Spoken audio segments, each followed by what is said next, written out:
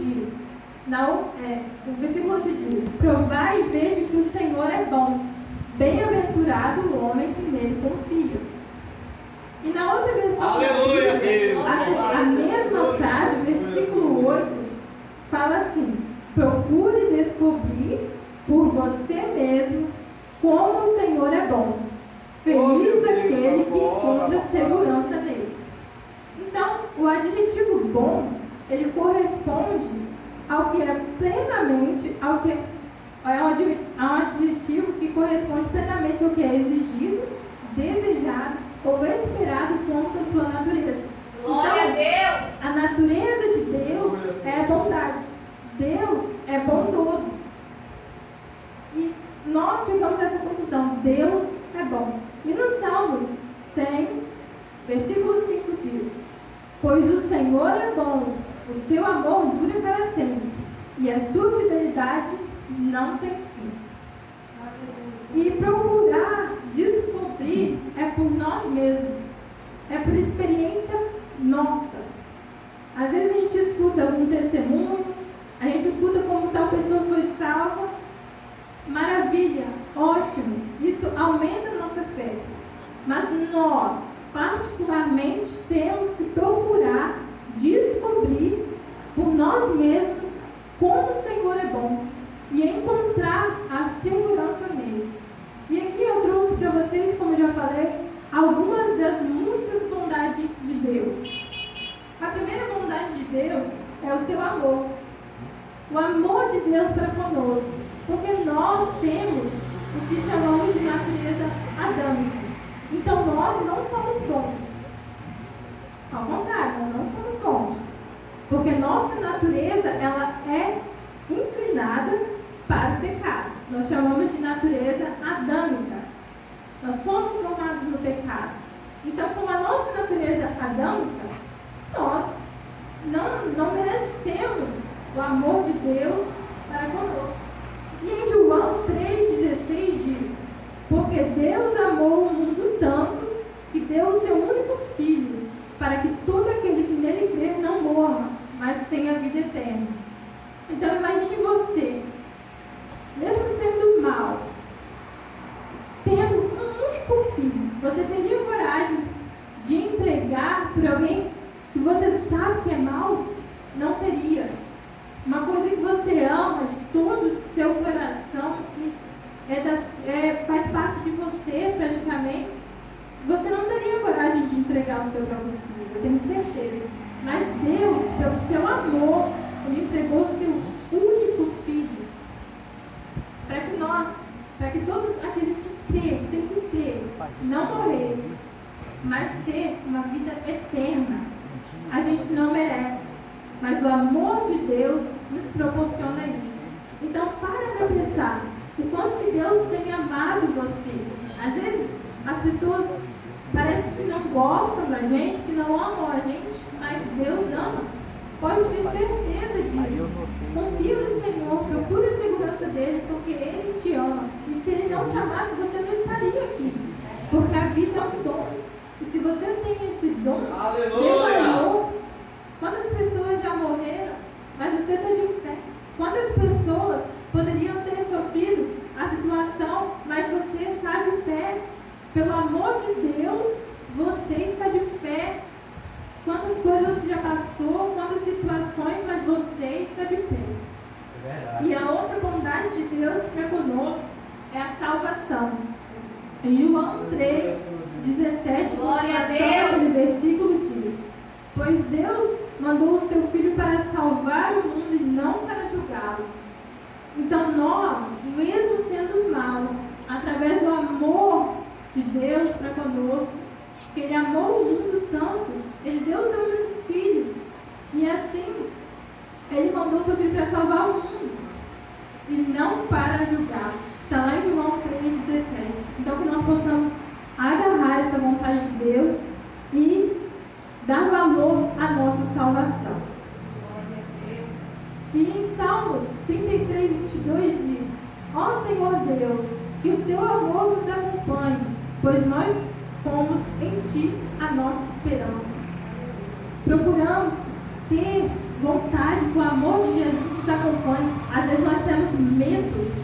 Medo de quê? Se Deus é misericordioso. Nós, claro, temos que ter cuidado para não pecarmos. Mas nós temos que pensar que Jesus nos ama, Ele está pronto, de braços abertos para nos salvar. Outra gratidão que nós temos que ter é pela vida, pela bondade de Deus pela vida. Como eu disse, a vida é um dom. E em Salmos 36:9 diz: Tu és a fonte da vida, e por causa da tua luz nós vemos a luz.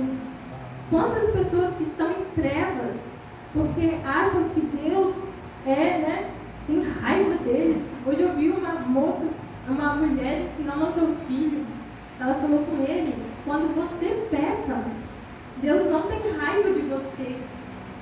Deus tem ciúmes. Porque nós somos filhos dele. Ele nos tirou, ele nos salvou pelo seu amor. Ele deu o único filho dele para que nós possamos ter vida. Nós temos que ter gratidão pela vida, descontaminar do pecado, nos santificar, porque como eu sempre falo, nós temos que ser santos. Ah, mas eu sou pecador, não tem como ser santo. Santo significa separado. Aleluia! Então nós temos que ser separados do pecado. Nós não somos inerrantes, como eu disse, a nossa própria natureza nos conduz ao erro, mas se nós entregarmos os nossos caminhos, nós teremos a bondade de Deus na nossa vida. Nós teremos a vida, nós vamos entregar a nossa vida e agradecer a Deus por ela. Às vezes a gente só sabe reclamar, e por isso eu trouxe essa mensagem aqui hoje. Quantas coisas nós temos a nosso dispor, quantas maravilhas Deus tem feito. A vida é uma maravilha.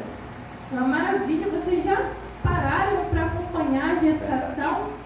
Vocês já viram o que é o milagre da gestação?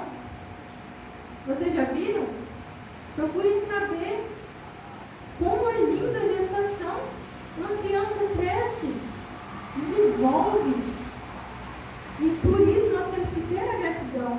E gratidão pela luz que Deus nos dá. Gratidão porque nós vemos a luz através dele, como disse esse versículo. Outra bondade de Deus para nós, que isso faz-nos saber que nós não estamos sozinhos, é a orientação. A orientação vem pelo Espírito Santo. Quando nós temos o Espírito Santo na nossa vida, ele nos guia, ensina caminhos. Então, às vezes, aquela ideia que você teve, você pode achar, parece meio esquisito. Às vezes, Deus manda você ir para outra cidade, assim como falou com Abraão. Abraão tinha fartura, com certeza sua família tinha prosperidades, tinham terras, mas o que o Senhor falou com ele? Sai da tua terra, da tua parentela. Então, o Espírito Santo nos conduz muitas vezes para lugares que nós não esperamos. E no meio do processo, nós vemos que o Senhor está conosco. E aqui, no Salmos 32:8, o Senhor diz, no Salmos 32:8, o Senhor Deus me disse: eu lhe ensinarei o caminho por onde você deve ir. Eu vou guiá-lo e orientá-lo. Então, às vezes, nós temos que observar a vontade de Deus, a voz de Deus. Para a gente escutar a voz de Deus, nós temos que acabar com a voz do mundo. Não dar ouvido para a voz do mundo, porque Deus está conosco. E Deus fala de modo diferente. Nós temos que estar sensíveis a escutar o Espírito Santo. E no versículo 9 diz: não seja uma pessoa sem juízo como o cavalo ou a mula que precisam ser guiados por cabresto e rédeas para que obedeçam. Então aqui, além da orientação, nós temos uma instrução. Toda orientação, ela tem uma instrução. Talvez essa instrução imediatamente não possa ser revelada a você, mas no meio do caminho você vai sabendo, guiando, porque às vezes se Deus mostrar todos os desafios que você vai ter que enfrentar, você vai desistir, porque a nossa fé muitas vezes ela é pequena. A Bíblia fala que por mais que a nossa fé seja como de um grão de Mas se você pode plantar outro grão, plante. Uma pessoa inteligente, uma pessoa que busca conhecimento, ela tem reserva. Ela tem reserva, então tenha reserva de fé. Procure sempre estar cheio. Ah, mas por mais que tenha uma fé pequenininha, Deus age. Mas se você pode ter a oportunidade de querer acrescentá-lo, para que ficar apenas no limite? Transborde. Tenha sempre mais do Senhor. Procure sempre se dedicar. Eu estou com pouca fé, eu vou orar, vou jejuar. O Senhor vai me instruir, me guiar. Uma certa vez eu vi um vídeo que falava assim: eu não sei para onde ir, siga em frente. Parece difícil, siga em frente. Eu não sei se eu vou conseguir, siga em frente. Glória a Deus. O povo que estava com Moisés, eles não tinham esse otimismo na vida deles. Eles ficaram andando pelo deserto, ó, fazendo voltas. Eles não conseguiam sair. Quando alguém precisa de chegar a algum lugar, ele tem que estar atento. Para ver numa floresta, para ver se pega, se não está indo no mesmo caminho sempre. Não, eles ficaram em círculos. Porque eles não pensaram, siga em frente. Eles ficaram pensando lá atrás, lá no Egito. Ficaram presos às concupiscências do mundo. E não deram valor ao que o Senhor queria dizer a eles. Os seus olhos estavam tapados, né, de que diante de Deus é alegria, mas é alegria completa.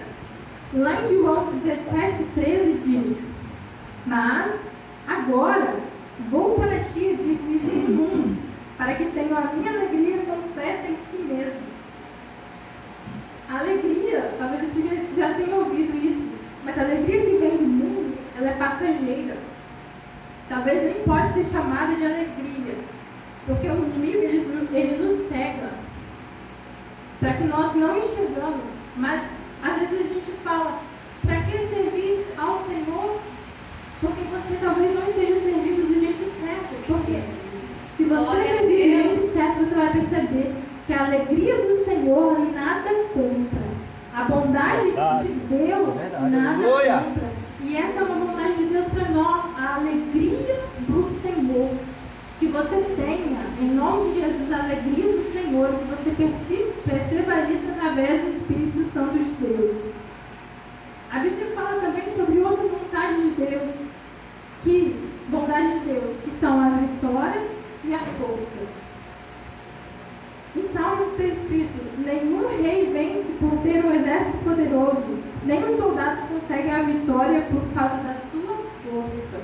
Glória então, a Deus. nós podemos nos preparar, nós podemos, como diz o Salmos 33, Aleluia. não são os cavalos de guerra que ganham a batalha. A sua grande força não pode salvar ninguém. Por quê? Porque às vezes muitas pessoas colocam a sua força, a força que vem de Deus, ela não é comprada por cavalos caros. Ela não é feita por estratégias de homens. A estratégia que vem de Deus, ela é muito mais vantajosa, ela é muito melhor. Ela dá força. Ela tem uma grande força. O Senhor é que nos dá força. Não adianta a gente querer proteger a nossa casa de maneira, pegar soldados, sentinelas. Se o Senhor não vigiar, em vão vigiam eles.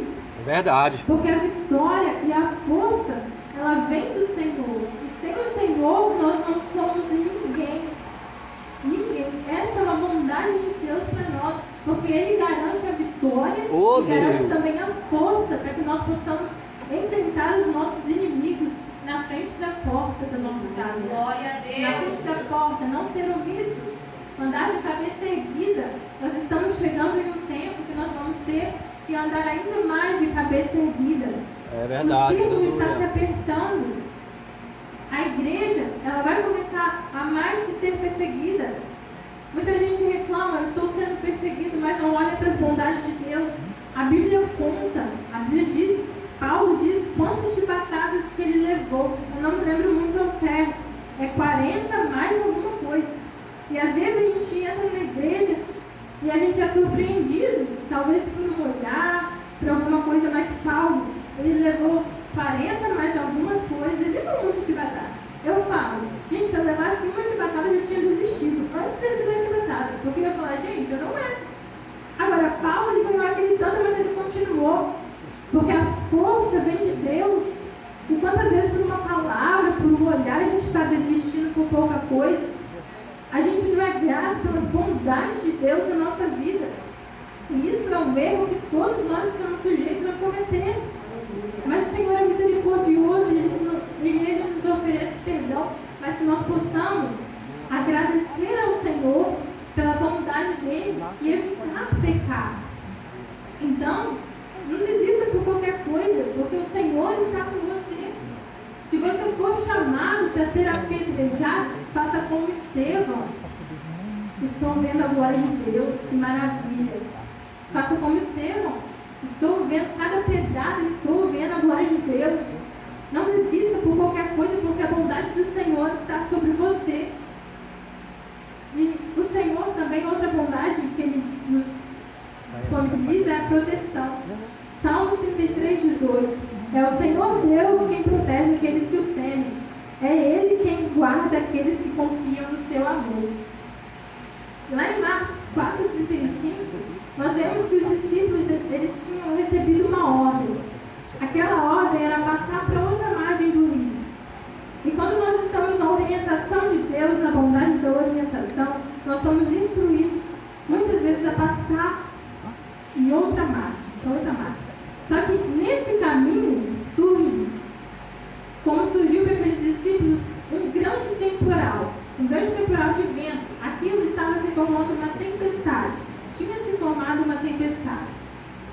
E aí, o barco já não servia, a prática de pescador não servia, nada mais servia naquele momento, porque aquela tempestade, nenhum deles conseguia parar ela. Aleluia, é verdade, meu Deus. E, naquele momento, o Senhor, diante daquela tempestade, Ele acalmou. Ele acalmou, porque Ele é Deus de batalhas. Ele é vitorioso. Ele é Deus de guerra. Ele não perde o controle da situação. O Senhor manda no vento, o Senhor manda na tempestade. Nós temos que ter confiança, não no nosso barco, não na nossa prática de pescador, porque aqueles discípulos, se o Senhor mandou eles passar para outra margem, eles obedeceram. E ali sobreveio a tempestade sobre eles. Mas o Senhor estava lá para protegê-los. O Senhor protegeu eles, pela bondade de Jesus, protegeu eles. Depois Ele acalmou aquela tempestade. Eles tiveram boa. Se você tem medo, confia no Senhor, confia na bondade de Deus, seja grato pela bondade de Deus na sua vida, porque o Senhor está conosco. E bem-aventurado o homem que nele confia. Isso significa segurança. E, como nós lemos aqui, nós temos que provar e ver que o Senhor é bom. E quando nós provamos que o Senhor é bom, nós temos sede. Nós temos sede porque o Evangelho ele fala de sal da terra. Então, o Evangelho é sede. Nós temos sede. Quanto mais nós conhecemos o Senhor, mais nós queremos nos aproximar dEle. E nós podemos conhecer a Deus através da palavra dEle, da palavra que Ele deixou para nós. A instrução está aqui na Bíblia Sagrada. E que nós possamos ter experiência própria. Como eu disse, as pessoas tiveram uma experiência, maravilha. Graças a Deus que o Senhor salvou elas. Mas você vai ter outra experiência com Deus. Deus vai mostrar a você de uma forma diferente. Então,